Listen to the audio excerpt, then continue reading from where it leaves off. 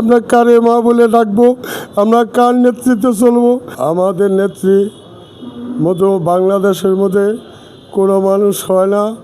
পৃথিবীতে 17 বছর নির্যাতিত পরে বাল্যকালে স্বামী হারাইছে, তারপরে দুটি ছেলে আছেন, একটা ছেলের মৃত্যু হলো, দেখতে পারলো না। আরেকটি ছেলে 17 বছর বাইরে চলো, জেলখানাত ব্যাপক কষ্ট করলো। ঈদুল লুকার আসবে না, ভালো দিক বাংলাদেশের বিএনপির যে সময় আসলো আঙ্গরে ছেড়ে দুনিয়া ছেড়ে চলে গেল। আমরা এতে হলে আমরা কারে মা বলে ডাকবো, আমরা কার নেতৃত্বে চলবো, আমরা কিছু বুঝতে পারতেছি না। সবার লোকে দেওয়া চাই আমার মায়ের লেগে, যে আমরা যে তারে যে আল্লাহ বহেস্তি নসিব করুক। আমার খুব বুকটা ভয়টা আমার খুব একেবারে চিরচির হয়ে গেল। যেখানে আমার মারা গেল শুনলাই আমার খুব খারাপ লাগলো। হ্যাঁ, মারা গেছে, তার জন্য আমরা দুঃখিত, শোকাহত। এতদিন বহুত কিছু করছি, কিন্তু শেখ হাসিনা জেলখানা নিয়ে এই মৃত্যুর জন্য দায়ী শেখ হাসিনা। হ্যাঁ, আসলের খালেদা জিয়া।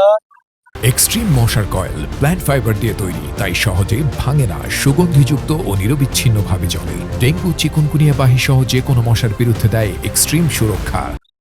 অসুস্থ বিদেশ দিতে যাবার দিতে না, শেখ হাসিনা ওরে জেলখানা নিয়ে বন্ধ করিয়া রূপটা বৃদ্ধি করছে, মারণের ব্যবস্থা করছে।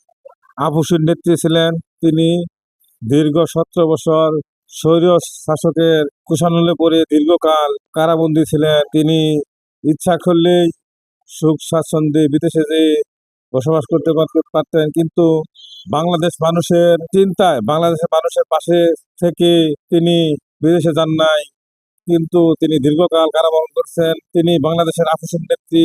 তিনি দীর্ঘকাল ফ্যাসিবাদ বিরোধী আন্দোলন করেছেন। তিনি নিজের সুখ স্বাচ্ছন্দ্যকে উপেক্ষা করে বাংলাদেশ মানুষের সুখের চিন্তা করেছেন। সে মারা গেছে, তার জন্য আমরা সবাই কষ্ট পাইতেছি। যে এরকম নেত্রী দেশে আর কোনো দিন আসবে কিনা সন্দেহ আছে।